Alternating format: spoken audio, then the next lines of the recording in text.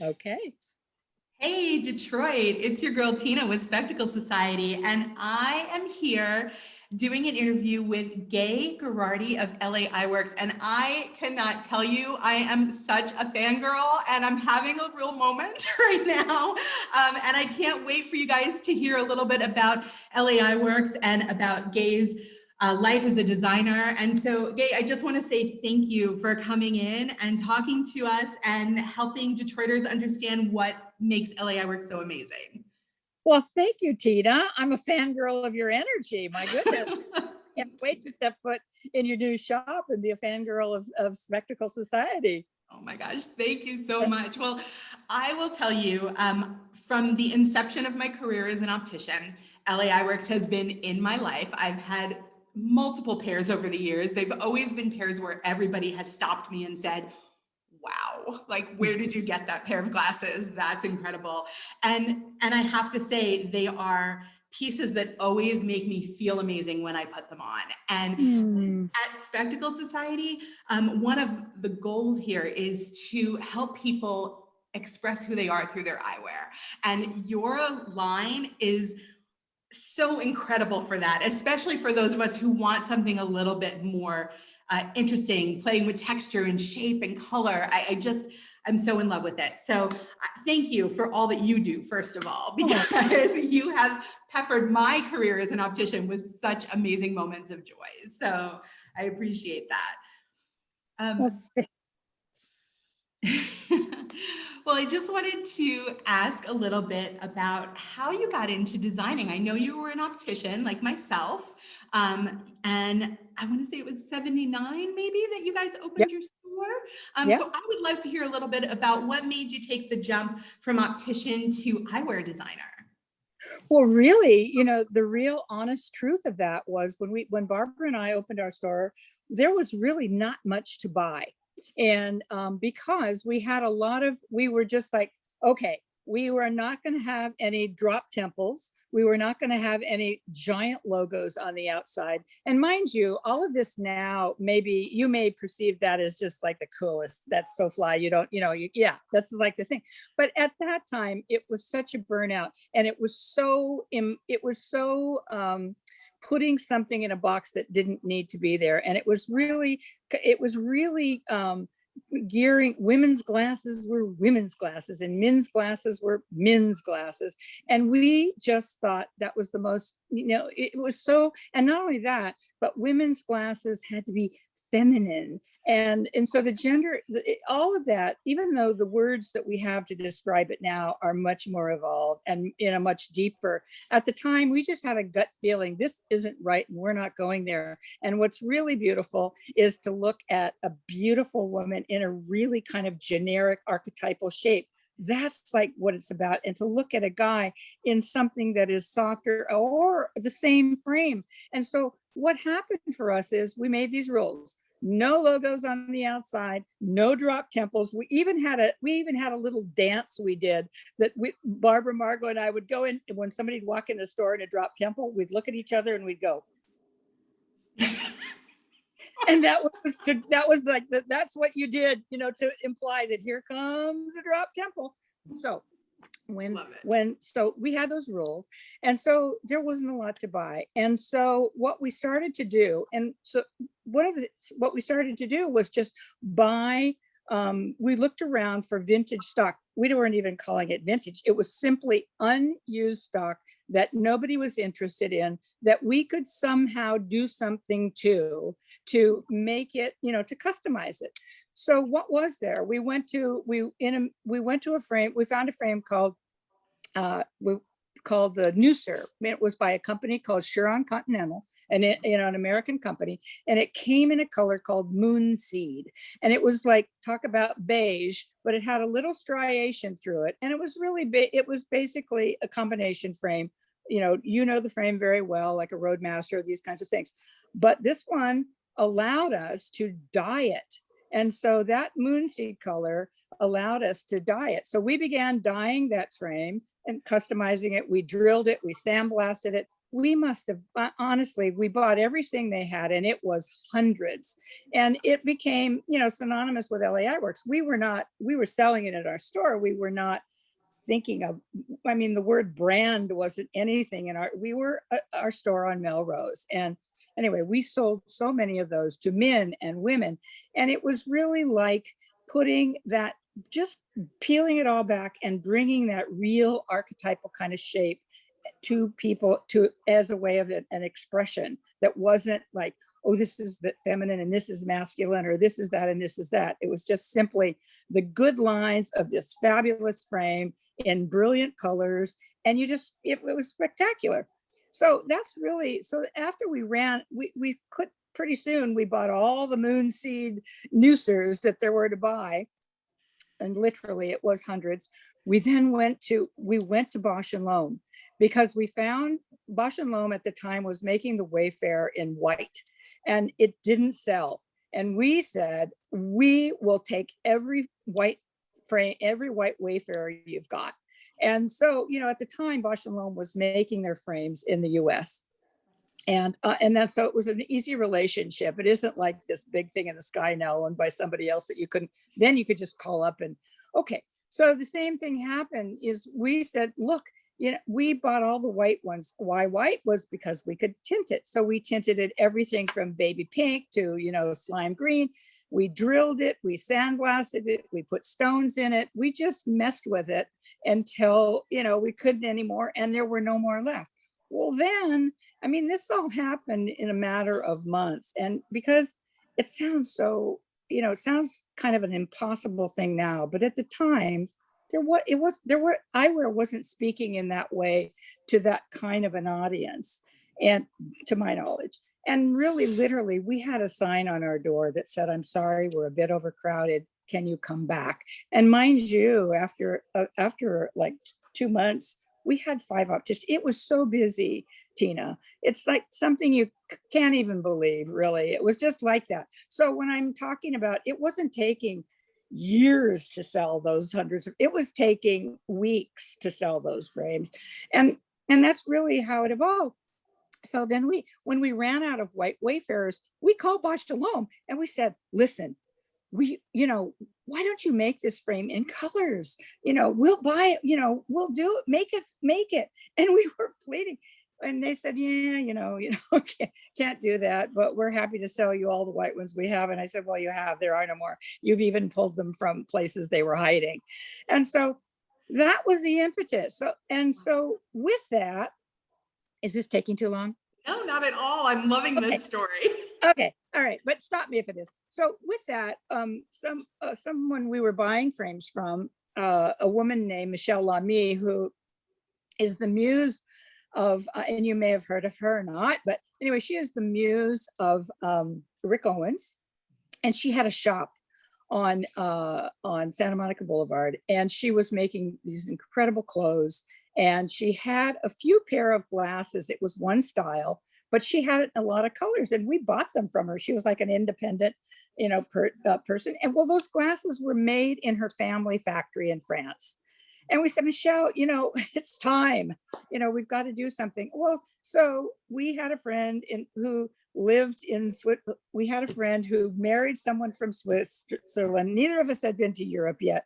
Married a French Swiss fellow, and could take us into Oyonnax, into Oyonnax, where the factories were.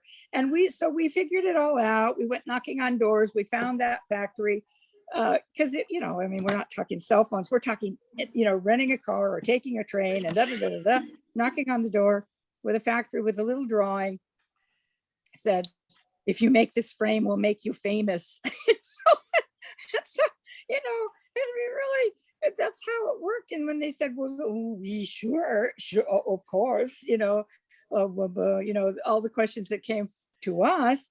Well, when they told us how many that we would have to order, we just kind of took a gulp, because we took a gulp and we said, yes, but instead of 600, could you do, 500, something like this. We were just trying to understand, and so that began a relationship. And it was, we had gone with a drawing, our first drawing, it was the beet.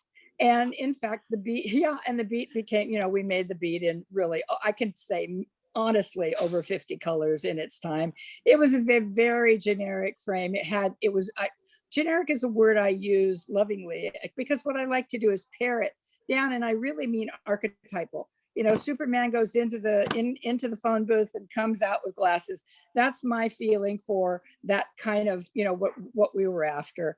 And or Superwoman goes into, and comes out. So that's where that first design, how it was born, what made the crossover for us. And that began a long relationship with a factory in France, and then shortly followed 2 years later with a factory in Italy. And that's how it all began. That's beautiful. I love that. Oh, go ahead. Oh, and I was going to say, I had taken a mechanical drawing class in high school. I was one of the only girls in mechanical drawing class. And that gave me the ability to make a drawing, call out some measurements. And also Barbara and I are makers. We have, we make things. I mean, I love to make model airplanes. Barbara has always been a digger in the dirt and a maker of beauty in things. And so we're makers, and that came naturally to us. I can't say that when we began our lives as opticians that we were ever thinking, of designing eyewear. I think, Barbara was thinking of being, a scientist, a botanist, a horticulturist, or a shrink. And I think I was thinking of being an architect, or, maybe a boat builder. I don't know. But so the idea of making things was very much in our nature.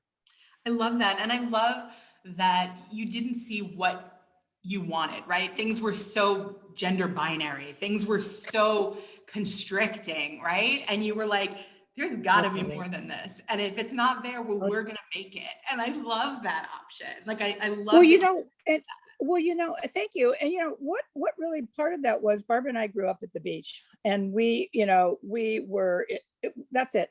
And the only and we kept looking at the lifeguards who had these glasses, and what the lifeguard issue glasses was, it was a Wayfarer. But at the time, which sounds so now like, oh yeah, really, snore. But I can't tell you, to see that as something that was an issue.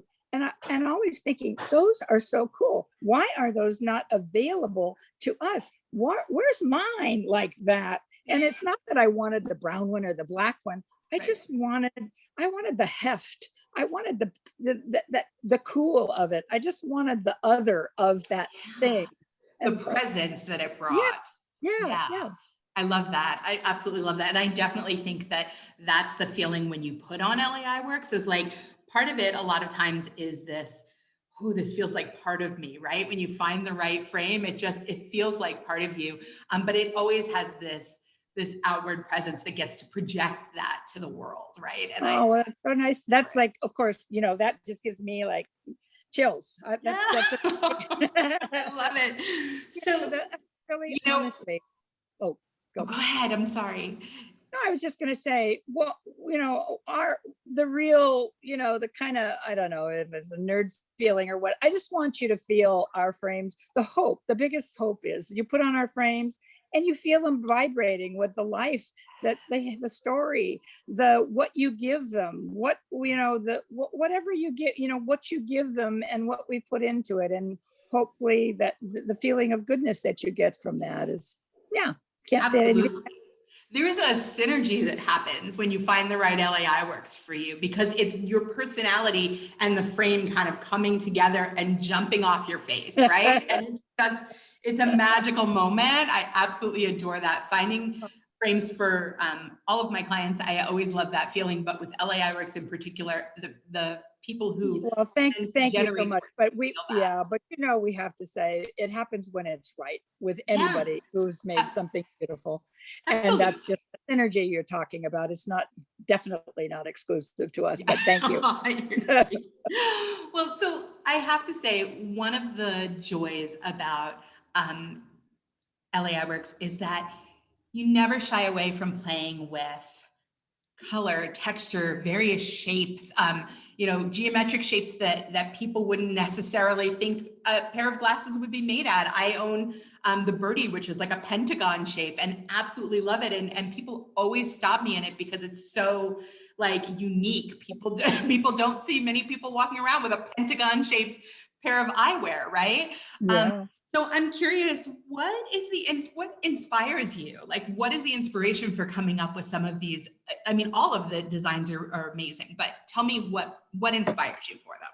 Yeah, I mean, it's a fun question. And it's also the one that's probably the hardest because,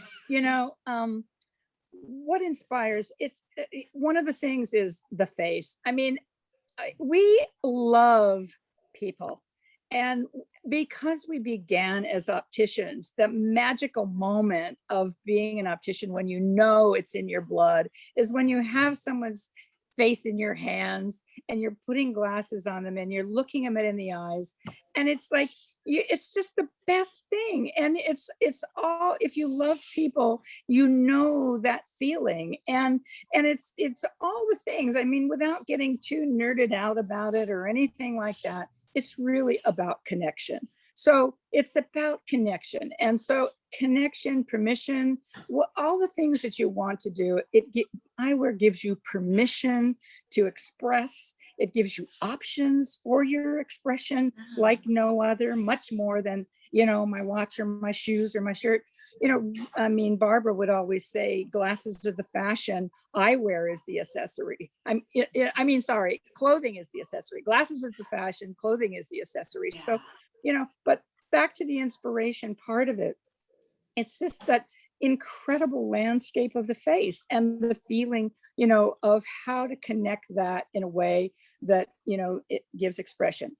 Added to that, we're curious. I mean, life is a curiosity for us, and just turning over the particles that allow you to see things. And so, it can, I mean, we listen to a lot of music, involve ourselves in a lot of looking at artworks, and involved and steeped in those kind of communities that bring ideas, conversation. Sometimes in a conversation, I can just see color. All of a sudden, I'll just start seeing a color. It's just not like I'm talking about an out of body experience, and I'm not going voodoo on you. I'm just saying a conversation can elicit something. I can be, in that, or you're just, and I've said this before, you're driving along and I don't know, the music's on and the sunshine is just right. And you look over to the side and somebody's walking down the street and they've got something like twisted in a weird way and tied up with a rope, and there's a safety pin through it, and you just think, oh my God. And they've sprayed their shoes, gold, and you're just looking at it, and it's just like, oh my God, this is this confluence of everything that's beautiful right here. And that, so, I live in that world. That's my observations come in that way. And so it comes from everywhere, but at the bottom of it all, it's just that face and that way of communicating. And, it doesn't hurt that Barbara and I came from being opticians. We're trained opticians. So, it's one thing to go like this and make something that's phantasmagoric. And it's another thing to, be able to put a lens in it and make it comfortable and make it delicious and silky on your face. So, that's a little added bonus for us as well. Absolutely. I think one of the things that I love to focus on here is really trying to help people see the beauty in their uniqueness. And when you were talking, that totally made me feel that, like, just finding somebody who, you see something and what they're wearing and what, just the shape of their face and everything kind of comes together just to give you that beauty and hand it to you on a silver platter, right? And you get to just kind of admire it and go, wow, this could totally turn into something else, right? Like, this inspires me for something else. Completely. And it's a whole eyewear is really, it's the whole ecology. And besides seeing just the expressiveness of it, and what you learn, I mean, eyewear there's no constrictions really. The only ones that are there are the ones that we, the preconceptions. Throw them out. sister, it's like there is no reason to have any of those constraints. It's not about, it's, there's just nothing there that says that you can't wear something other if, and I also, you can wear anything you want, and that's great, and you can have all the, and that's not to set aside the beauty marks, meaning that how you perceive yourself and what can flatter what, or if you're like putting in, you want accentuating a higher cheekbone, or taking a square jawline and making it just more brilliant. I mean, I really feel sometimes when you put a certain frame on somebody and you're talking to maybe a guy with a shaved head or a receding hairline, you can give him a hairline with glasses. That there's all kinds of things that come through the artistry of your work that that we don't necessarily talk about, but they're there and they're real. And so the expressiveness and the individuality and the adherence to your personal style, that's what it's about. Absolutely. Yeah. Absolutely. You're speaking my language. Oh, well, look, they're yeah. Yeah. And So, and you can dial them up or dial them down. I mean, it doesn't all have to be, we're talking in our big voice, but if you want to speak in a quiet voice, well said, you can, absolutely. I mean, you just turn those dials the way you want to. Exactly. Well, and that's part of what I appreciate too throughout your line, is that there's always options to kind of dial up and dial down color wise and even sort of shape wise, right? Like here's the shape, but if you want something that's similar but maybe not as exaggerated, here's something that's closer, right? Like there's some options. I will say that you guys have a few frames where I've put on people that you would never have expected walking in the door would have put on an LA Eyeworks, and you're just giving them the opportunity to turn it up just a little, right? Like they come in wearing like a tortoise or a black, and they walk out wearing like maybe a pale blue going to gray, right? Or like maybe something with a houndstooth, like in those gray black, but there's a pattern to it. And so it gives people an opportunity to kind of keep in their comfort zone, or turn it up a little bit, or turn it up a whole lot. Yep. Yeah. Well, that's so nice to hear. Yeah. So I know that art has been, you were just talking about, circulating in art communities as well, but art's been a big part of the line in various ways. And I'd love to talk about how you guys bring that in, both in, design and packaging and all sorts of things and why that's important to you guys. Yeah. Well, I think, there's so many things. I think in the beginning, when we opened our store, before we were a brand, before we thought about any of that, we're smack dab in the heart of Hollywood adjacent. So we're in Stardom Town, and so when we opened our store, while that was, I mean, we were never thinking, oh boy, here comes so and so. That wasn't what we were thinking about. Though we have a very studied clientele. But what was in the very beginning, when our first artist within the first week walked in to get glasses, and they came from a very well-known gallery down the street, and rode their bicycle over, and we recognized them, and it was just like, oh my God, Barbara and I were such Margo, we were such fangirls. We couldn't even stand it. It was so exciting that this particular artist had come in. Well, and then it started to be more and more. And part of that was, I'm digressing, but bear with me, is that, our eyewear began, and our store began to be appealing to artists and engineers and graphic artists and graphic designers and product designers, much more so than fashion folks in the beginning, because they were interested in our angle. And it was so important for us, for you to perceive eyewear as an object of beauty that was much more than just this thing on the spinning rack at the car wash. So in those early days, when we first began, we made it a point. We went to to our clientele, and we said, hey, we're thinking of taking out an ad. Would you illustrate it? And at the time, everybody was, lots of people were up and coming, and that's how it kind of began, because we wanted to ally ourselves with them. They were our community, and we were building on that community, and we wanted to speak with them, and we wanted to introduce others to them. And so that's really, that synergy brought around, that community of artists.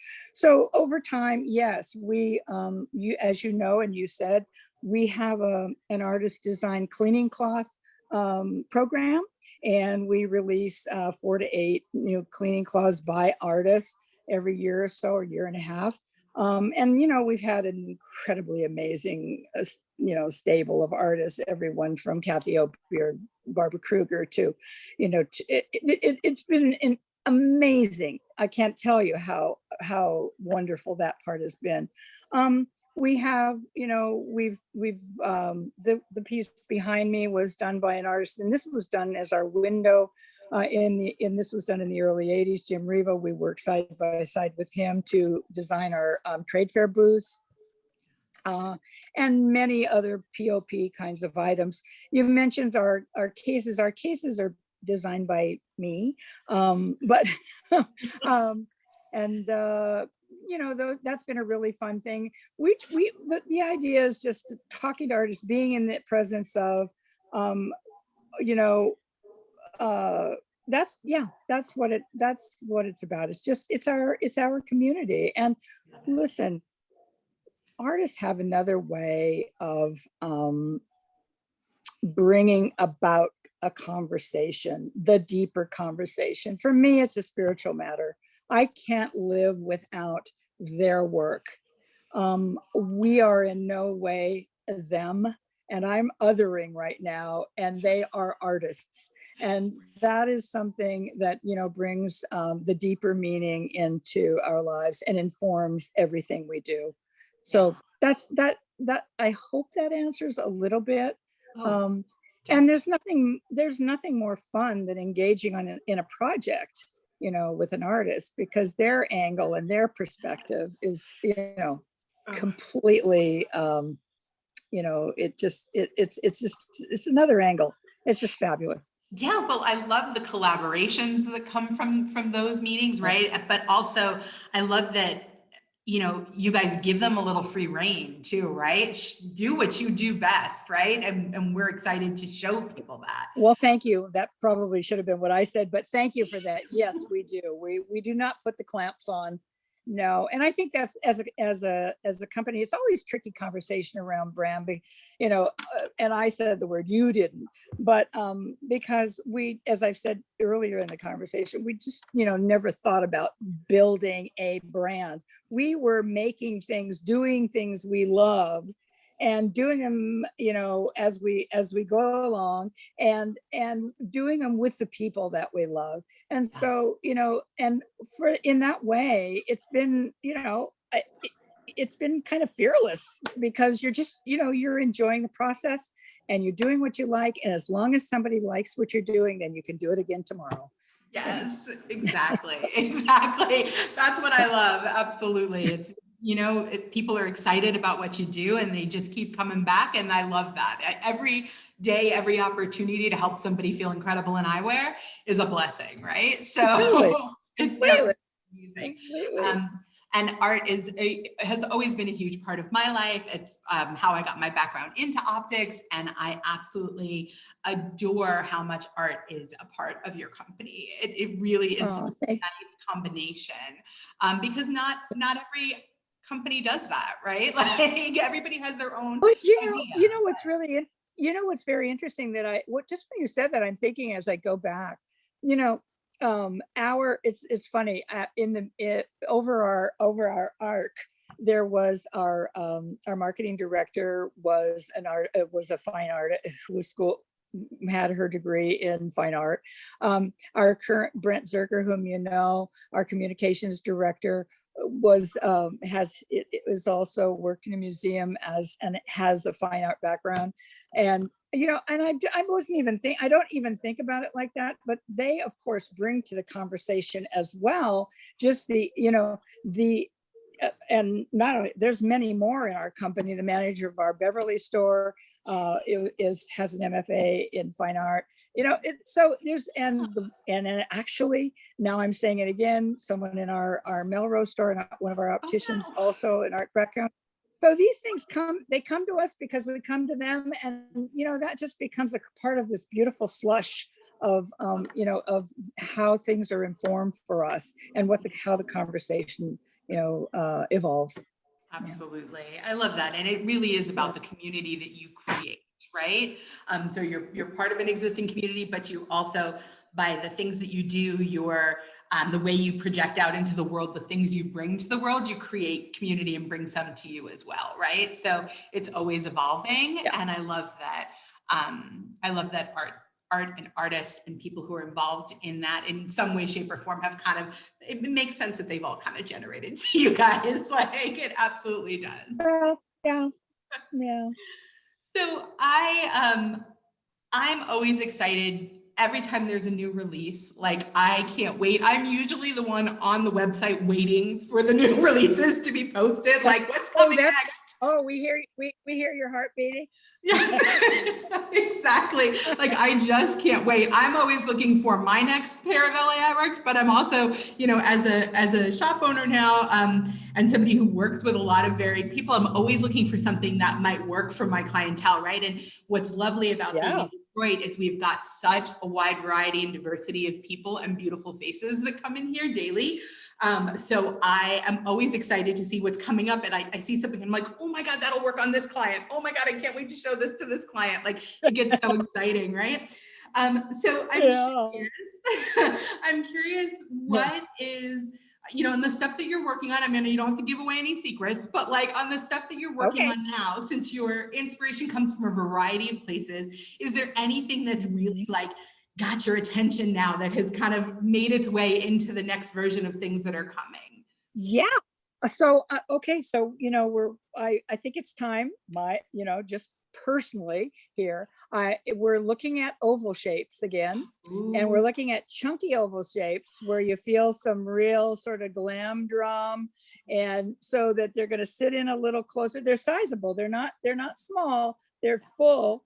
And and they have such a great, I think there's really some information there to start to convey, to look at oval again, because it's been something we haven't looked at for a while. Oh my God, oval has been gone for a long time in eyewear. Yeah, and also gone and cursed. It's been gone and cursed. Yeah. But we are looking at it. I am looking at it again in a chunky kind of wonderful. I think it's going to be. I think you're going to love it.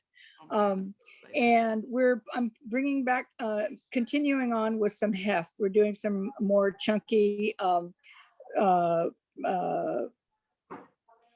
shapes. I don't want to, Also, anyway, but I want some real depth, so because the color plays so beautifully in them, and I want to play with that a bit to continue on a little bit, like in the spirit of Fotini, or some of those chunkier frames where you get a real nice cut and you get to see that, the cuts on it. Also, we're introducing for spring 2022, new sunglass collection, which we haven't done in years. Yeah. Oh my God. I'm so excited. Yeah. And I'm really excited about it too. I'm really, really excited. And I think there'll be some surprises in there that you're going to really like. And it's a way, the story of color is always so complicated, because everybody says, oh, we're about color. Well, we are about color. And most brands today will say they're about color. And that's okay. It's just that whatever your palette is and how you express the color within those frames. And so there are some beauties coming your way that I think will surprise and delight. So, I haven't personally, it's probably too soon. Yeah, it's probably too soon. I can't tell you. I can't. You don't have to give it all away. I want to. No, I want to. I was about to go over and pick something up, but I think I better not, because I'm not sure if it's going to make it. It's okay. It's okay. I understand. You have to restrain yourself a little bit, but I can't tell you, you've totally made my day with the sunglasses. Like I own a pair of LA Eyeworks sunglasses. I got them in 2009, I think, one of my favorite pairs. And I have been dying to get more and more. And like, I'm so excited. So the minute they're out, they will be at Spectacle Society. You hear me, Detroit? I'm telling you that when we've got I sunglasses, promise you. they will be here. I promise. I will make sure you bring in LA Eyeworks sunglasses. You are not going to be disappointed. They are amazing all the time. So, oh my God, that just made my day. Oh, good. Oh, good. Well, Gay, I just want to thank you so much. Thank you so much for taking the time, for, letting Detroit know a little bit more behind the eyewear line and get excited about it. I can't wait for people to come in and just get a chance to really look over the LA Eyeworks collection and really find the pair that speaks to their soul, because that's what happens, right? When you find the right one. So. Well, it is, Tina. And you're bubbling with energy here. I suggest you do a podcast. You're so great. I'm sure I couldn't walk into your store without being swept away by your infectious, good energy. So thank you. I mean, you are you and the end wearer is what gives our glasses life. And that's really the fun of it and the beauty of it. And, there's really nothing better than seeing a pair of something you've made, walk around and know that someone's, expressing themselves, living their life, writing a poem, taking a walk on the Great Wall, whatever you're doing in your glasses, struggling to make something work. All those things mean so much to us that those things could happen behind a pair of glasses that we made. And so thank you for all that you do to bring that forth. Thank you so much. I really appreciate it. And Hey, Detroiters, yeah. No, go ahead. I was just going to say, Detroiters, you should definitely check out and follow LA Eyeworks on their social media. You will see some of the most beautiful pairs of glasses and some of the most gorgeous photography, I have to say. They do this beautiful, incredible campaign called Uncensored Vision. And there's been a beautiful bevy of photographs of people in frames that you can just tell are perfect for them, right? I definitely suggest you check it out, follow them, they're amazing. And when you are ready to find the LA Eyeworks of your dreams, don't forget to schedule your appointment at spectaclesocietydetroit.com. Gay, thank you so much again. I really appreciate it. Wonderful talking to you, Tina. Really, really can't wait to step foot in your store and lay my eyes. Yay, thank you. See you later, Detroit. See you later, Detroit. Thank you.